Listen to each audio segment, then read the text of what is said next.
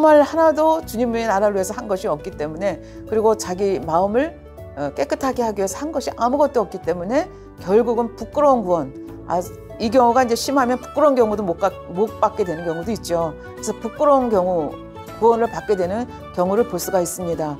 이 경우의 대표적인 예로 여러분들 들으시면 충격을 받으실 텐데요.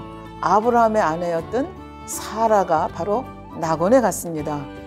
왜 사라가 낙원에 갈 수밖에 없었던가, 당회장께서 설명해 주신 그 창세기 강해를 요약을 해서 여러분께 제가 설명을 해드리도록 하겠습니다. 내 육신의 생각을 동원해서 아버지 하나님께서 이제 때가 돼서 약속의 씨앗을 주시려고 하는데 그것을 믿음으로 받지 않았다는 얘기가 되겠습니다. 그래서 이렇게 사라는 늘 육신의 생각을 동원하고 자기 생각과 맞지 않으면 불순종하는 모습이었던 것을 이 한 사건을 통해서 우리가 알 수가 있습니다. 그러나 아내 사라는 굉장히 자기 주장이 강하고 육신의 생각에 강하고 남편과 의논하고 그런 성격이 아닙니다. 딱 밀어붙이는 성격이기 때문에 이 사라는 시기하는 마음이 있었습니다. 질투하는 마음이 있었습니다. 자기 유익을 구하는 마음이 있었습니다. 자기 뜻대로 맞지 않으면 멀리하는 그 모습이 있었습니다. 내쫓는 그런 모습들이죠. 사라의 변하지 않는 모습, 악의 악을 바라는 모습을 보면서 알 수가 있겠습니다. 그 다음에 이제 세 번째 단계에 대해서 말씀을 드리겠습니다. 세 번째 단계는 믿음의 2단계, 3단계, 한 반석 아직 못 간 단계가 이런 일이 있겠죠. 믿음의 2단계, 3단계에 있다가 세상 유혹에 빠져서 첫사랑을 잊어버리고 신앙이 퇴보해서 믿음의 1단계로 쭉 떨어진 그런 케이스가 세 번째 경우라고 볼 수가 있겠습니다. 그래서 왜 첫사랑을 잃어버렸느냐? 그러면 사람들이 핑계를 댑니다.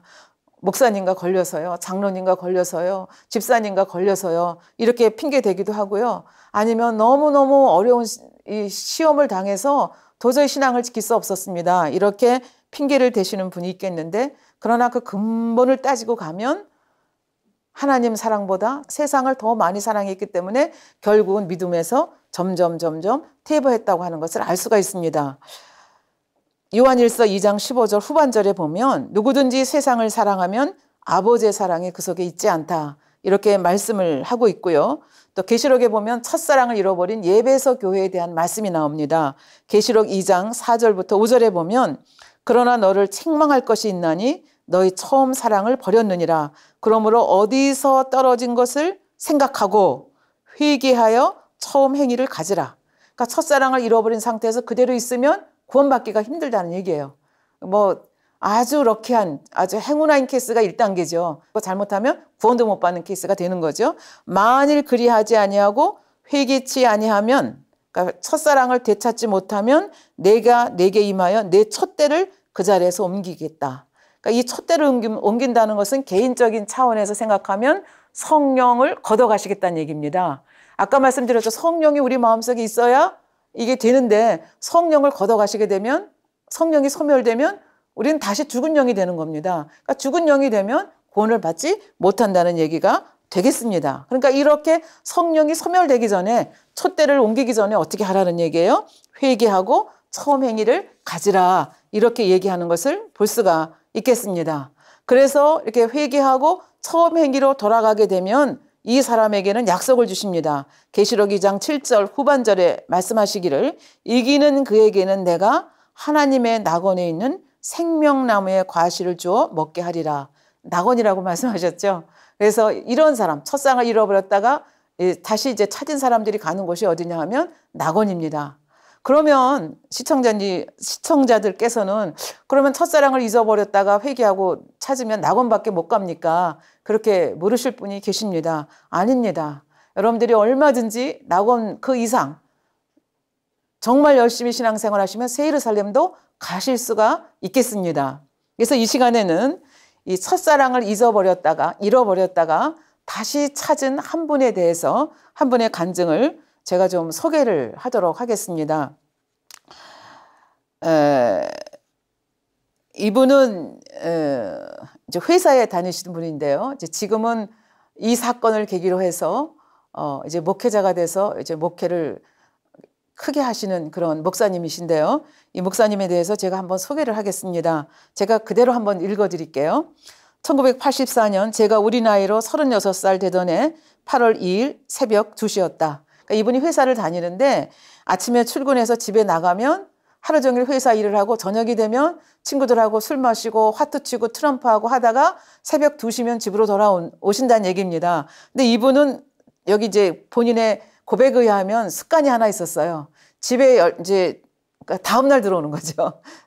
새벽 2시에 들어오는데 술을 먹고 안주 먹고 다 했지만 무슨 습관이 있는가 하면은 집에 와서 반드시 아내가 차려주는 저녁을 먹어야 잠이 오는 습관이 있다고 합니다. 그러니까 새벽 2시면 사실 다 잠자는 시간 아닙니까? 그러니까 아내를 깨워야 되기 때문에 아파트에 가서 자기 집 아파트에 가가지고 열쇠가 있음에도 불구하고 자기 손으로 열쇠를 누르는 게 아니라 벨을 누릅니다. 그러면 아내가 일어나서 문을 열어주고 아내가 차려주는 저녁밥을 아침밥인지 새벽밥인지 저녁밥인지를 먹고 그리고 이제 자는 것이 이제 이분의 습관이었습니다. 그런데 이날은 이상하게도 새벽 2시에 역시 술이 고주망태가 돼가지고 왔는데 벨을 누르려고 하는 순간 이상하게 안 되겠다. 내가 문을 열고 들어가야 되겠다 하는 생각이 들어서 호주머니에서 키를 열어서 키를 꺼내서 아파트 문을 따고 들어갔습니다. 역시 들어가니까 애들도 자고 자기 아내도 자고 있었습니다. 그리고 이제 아내가 이렇게 엎드린 채 자는데 보니까 위에 성경책이 놓여 있는 걸 보니까 아마 자기를 기다리다가 성경을 읽다가 잠이 든 것 같았습니다. 한 번 더 보니까 아내가 이렇게 엎드려 있는데 아내 밑에 엎드려 있는 그 밑에 하얀 노트가 있는 것을 발견했습니다.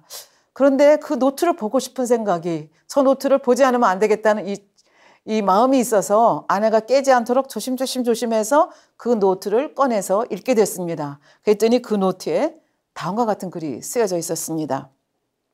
나는 오늘 버스를 타고 수유리 너머로 갔다. 시골길을 하염없이 걸으면서 오늘도 어김없이 죽음을 생각했다.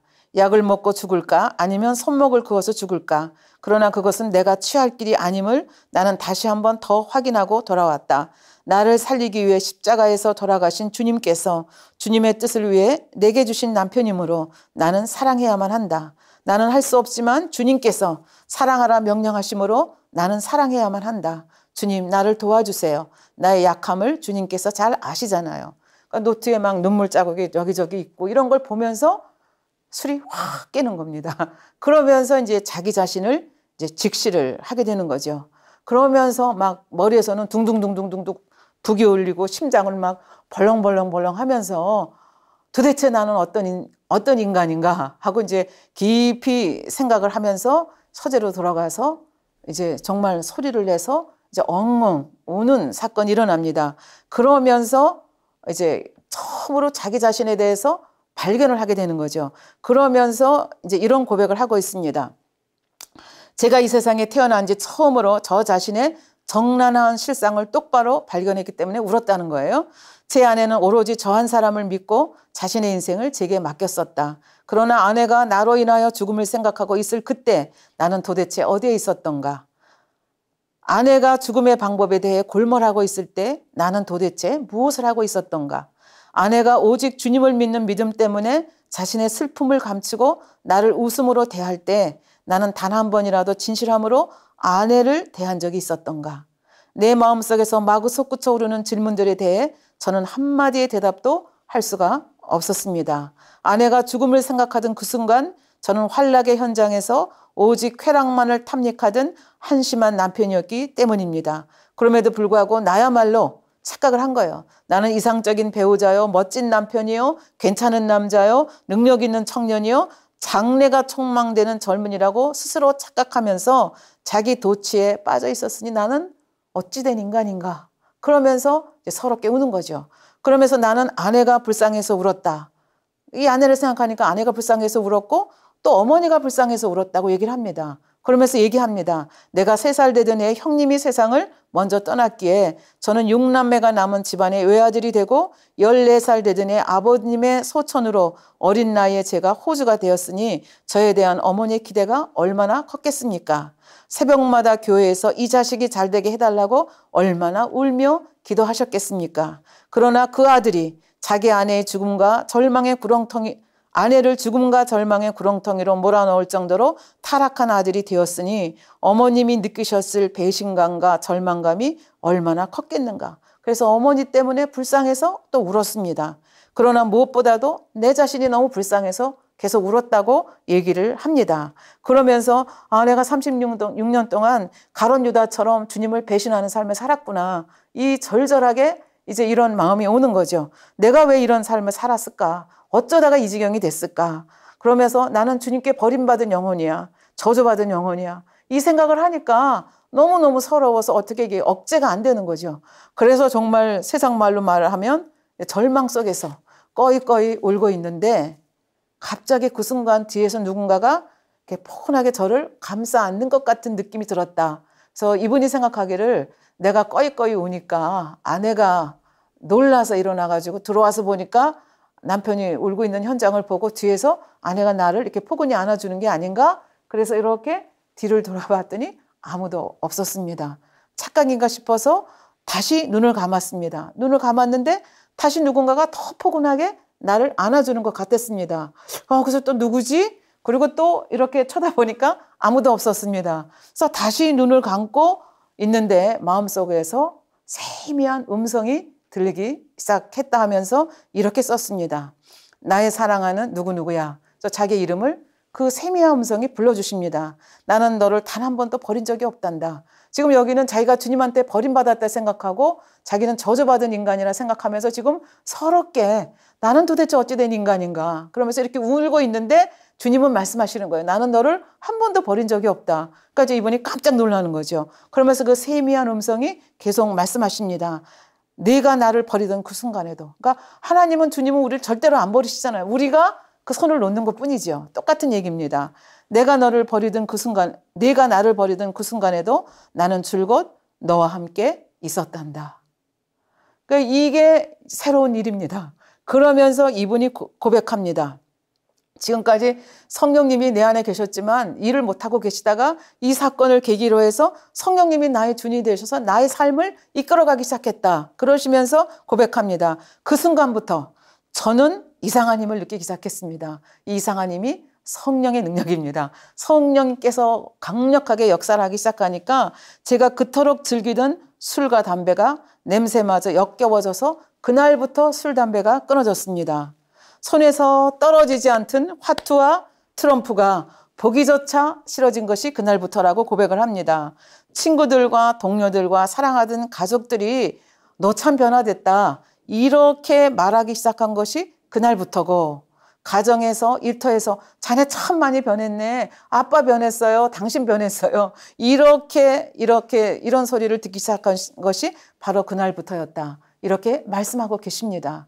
그러니까 첫사랑을 잃었다 하더라도 하나님께서 이렇게 기회를 주시는 거죠. 여기서는 이제 아내의 기도가 아마 굉장히 중요한 역할을 했던 것 같습니다. 그래서 이렇게 첫사랑을 다시 찾게 되면 엄청난 에너지를 가지고 하나님의 일을 하실 수 있게 되는 거죠. 그래서 이분은 이제 신학 공부를 하셔서 지금 목회를 대단히 잘하시는 분이십니다. 그래서 이렇게 첫사랑 잃었다 할지라도 다시 회개해서 돌이키면 하나님께서 얼마든지 믿음의 분량을 키워갈 수 있도록 해주신다는 얘기가 되겠습니다. 그러나 첫사랑을 잃고 나게 되면 1단계에 머물다가 1단계에서 제대로 회개하지 못하면 아까 촛대를 옮겨버린다고 말씀하지 않으셨습니까? 구원도 못 받게 된다는 그런 얘기가 되겠습니다. 그리고 이제 마지막에 네 번째 케이스를 말씀을 드리겠습니다. 사함받을 수 있는 죄와 사함받을 수 없는 죄에 대해서 말씀을 드렸습니다. 그래서 사함받을 수 있는 죄라고 하는 것은 죄는 다 지으면 안 되지만 죄를 우리가 살면서 지었다 할지라도 회개하면 용서받을 수 있는 죄가 사함받을 수 있는 죄가 됩니다. 그러나 죄에 따라서는 절대로 사함이 없는 죄가 있다 말씀하시면서 이런 죄는 절대로 지으면 안 된다. 왜냐하면 그런 죄를 지면 성령이 소멸돼서 성령이 소멸됐다고 하는 건 뭘로 알 수 있어요? 회개의 영이 오지 않기 때문에 회개를 못하니까 회개를 해야 죄사함을 받는데 회개를 못하니까 결국 구원받지 못한다는 그런 얘기가 되겠습니다. 그래서 이 사함받지 못하는 죄에 대해서는 크게 나서 세 가지로 나눈다고 말씀드렸습니다. 성령 회방, 거역, 모욕하는 것. 그 다음에 주님을 다시 현저히 십자가에 못 박는 것. 예를 들면 가룟 유다 같은 그런 케이스가 되겠습니다. 그 다음에 짐짓. 오랜 신앙생활을 해서 하나님이 뜻이 무엇이고 하나님의 말씀이 무엇인지도 알면서도 그래도 계속 알면서도 계속해서 이 육체 일들을 해나가게 되면 구원받을 수 없다는 얘기가 되겠습니다. 이 세 케이스의 경우는 구원이 없다. 그래서 이런 사람들을 위해서는 기도도 하지 말라. 그렇게 이제 말을 하는 거죠. 그래서 이게 특별히 이제 오늘은 성령 해방 거역 모독을 하셨던 분이 어떻게 구원을 받았는가에 대해서 여러분께 말씀을 드리도록 하겠습니다. 그래서 이 성령 해방 거역 모독은 마치 우리 역사로 얘기하면 임금님에 대해서 죄를 진 거나 마찬가지입니다. 그러면 의금부에서 그냥 단칼에 끝나는 거죠. 그러니까 아버지 하나님, 주님, 성령님, 특히 성령 해방 거역 모독, 이 죄를 지면 용서받을 수가 없다고. 이 땅에서도 용서를 못 받고 내세에 대해서 용서를 못 받는다. 그러니까 엄청나게 무서운 죄인 것을 알 수가 있습니다.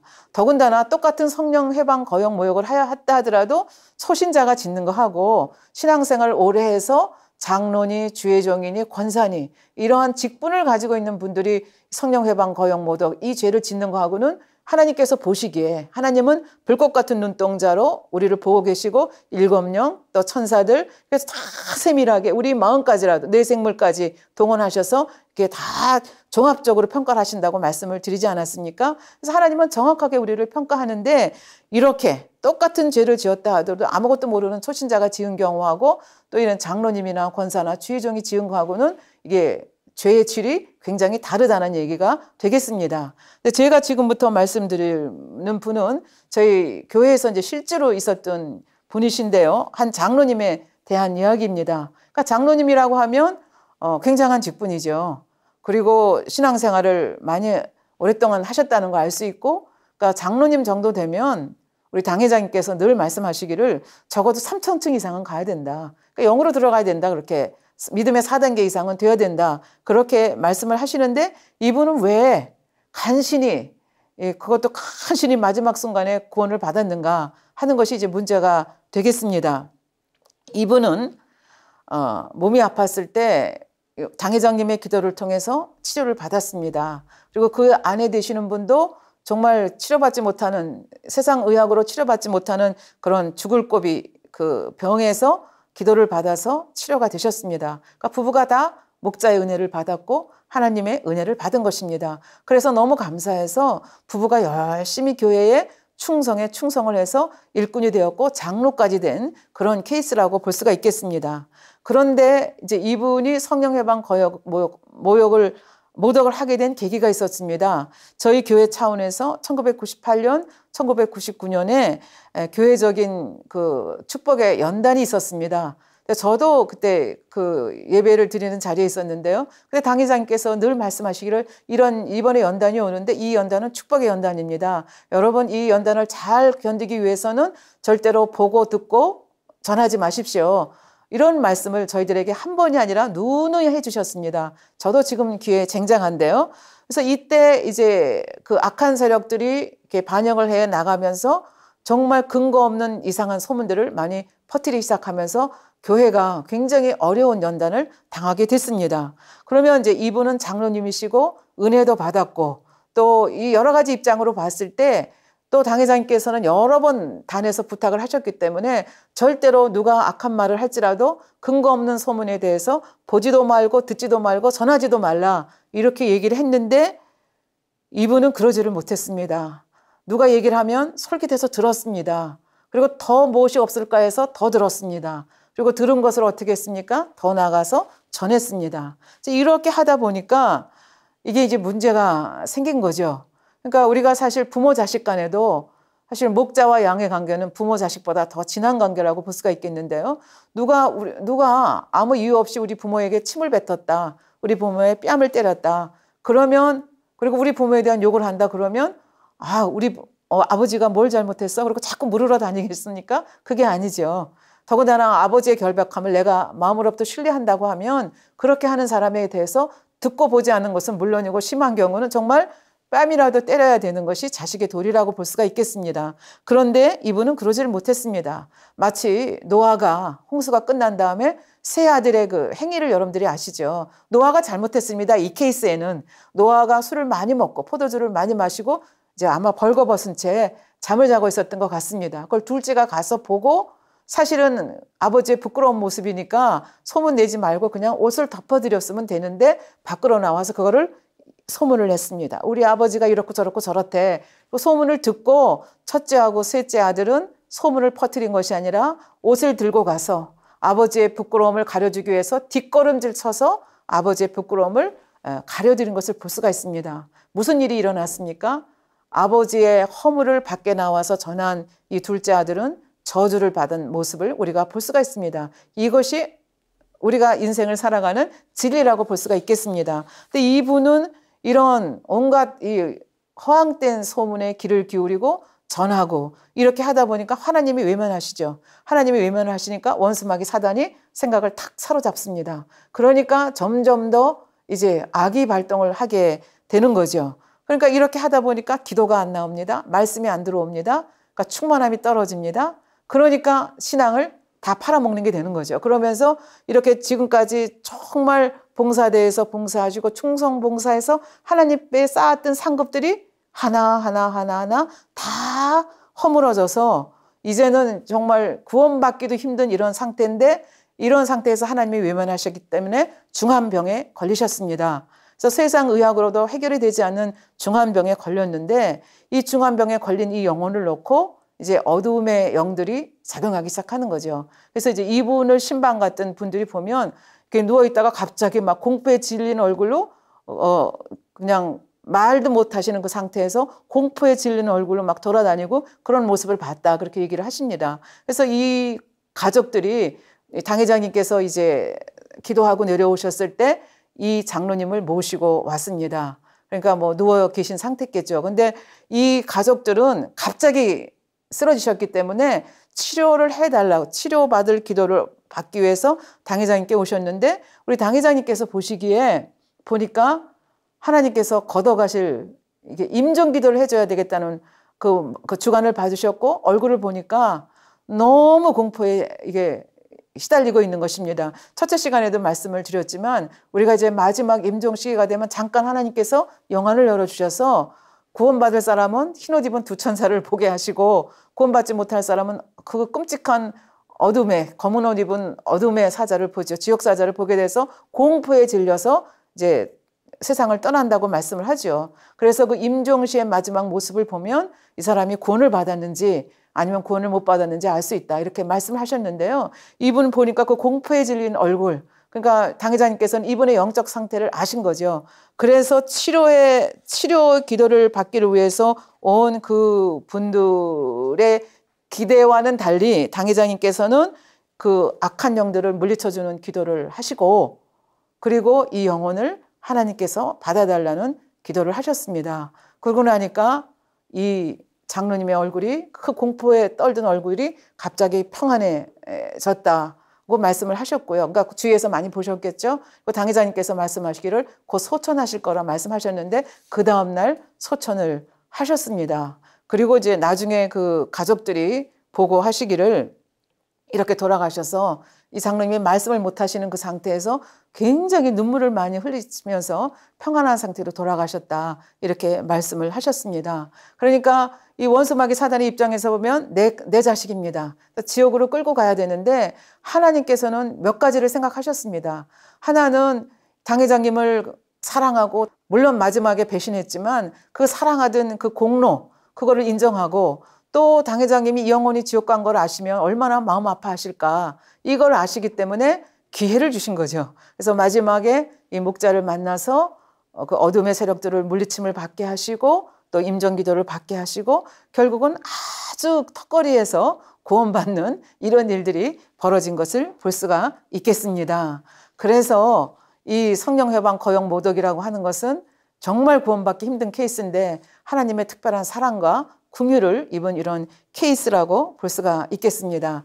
그래서 오늘은 믿음의 1단계에 대해서 그래서 믿음의 1단계란 어떤 믿음인가? 성령 받기 위한 믿음, 구원받기 위한 믿음이라 말씀드렸고 이분들이 가는 곳은 낙원. 그래서 낙원은 어떤 것인가? 물론 아름답고 좋은 것이지만 집도 없고 상급도 없다. 면류관도 없다. 그렇게 말씀을 드렸습니다. 그리고 어떤 영혼들이 가느냐에 대해서 4가지 케이스를 통해서 여러분께 설명을 해드렸습니다.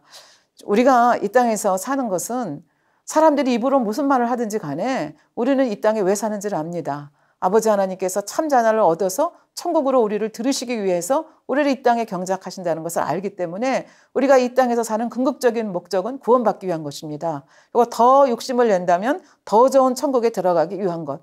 저희들 입장에서는 새 예루살렘, 그것도 목자의 성에 들어가길 원하는 것이 저희들의 소망이라고 볼 수가 있겠습니다. 근데 이렇게 천국과 지옥에 대해서 전하면 아까 한편 강도처럼 나는 세상이 너무 좋아요. 그러나 천국이 있다는 거 그냥 뭐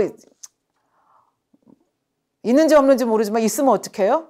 그러니까 나는 마지막 순간에 마음껏 즐기다가 숨이 넘어가기 전에 마지막 순간에 저는 예수 그리스도를 영접하고 구원받아 낙원에 갈게요. 이렇게 말씀하시는 분을 종종 만날 수 있습니다. 그런데 한번 생각해 보십시오. 믿음이라는 것이 내가 원한다고 해서 주어지는 것이 아니라는 말씀을 첫 시간에 드렸습니다. 하나님이 주셔야 되는데 갑자기 죽는 순간에 믿음이 주어질지 그것도 의문이고, 그 다음에 이 세상에서 내가 언제 죽을지 아는 인간이 누가 있습니까? 하나님만이 아십니다. 그러니까 나는 죽는 마지막 순간에 이렇게 하겠다. 그거는 굉장히 미련한 선택이라고 볼 수가 있겠습니다. 그래서 믿음이 그렇게 순식간에 주어지는 것이 아니고 언제 죽을지 알지도 못하고 이런 상황 속에서 그런 생각을 한다는 것은 굉장히 위험하다. 그러니까 은혜 받을 만한 때에 구원의 기회가 여러분에게 주어졌을 때 아마 여러분들 시청자들 분들께서 아직 예수 그리스도를 영접하시지 않은 분들은 하나님이 여러분들을 사랑하셔서 이 특강을 듣게 하시는 것으로 생각을 합니다. 이것이 아버지께서 시청자분들을 사랑한다는 아버지 하나님의 사랑의 터치입니다. 이 터치에 응답하시는 여러분들이 되기를 바라겠습니다. 그리고 이 세상에서 살면서 우리는 굉장히 욕심을 많이 부리죠. 좋은 집 사고 싶고 좋은 건 먹고 싶고 좋은 건 누리고 싶어서 욕심을 부립니다. 그러나 이 땅의 것들은 우리 인생이 끝나면 다 한 줌의 흙으로 변화되는 아무것도 아닌 것입니다.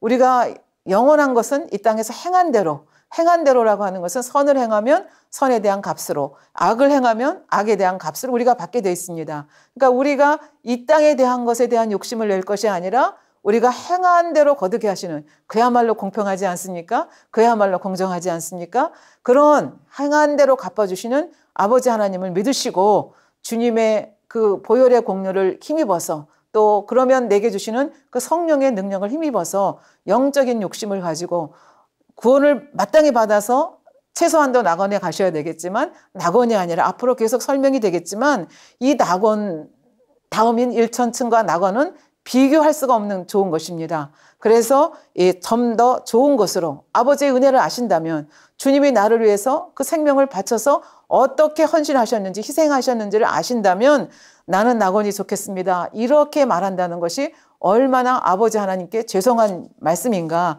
주님께 죄송한 말씀인가를 여러분들이 아실 수 있으실 것입니다. 정말 여러분들이 주님의 은혜를 생각하신다면, 아버지의 사랑을 생각하신다면 영적인 욕심을 많이 내셔서 낙원이 아니라 최고의 장소가 새 예루살렘이거든요. 그 새 예루살렘에서 같이 만나시기를 기원하겠습니다. 감사드립니다.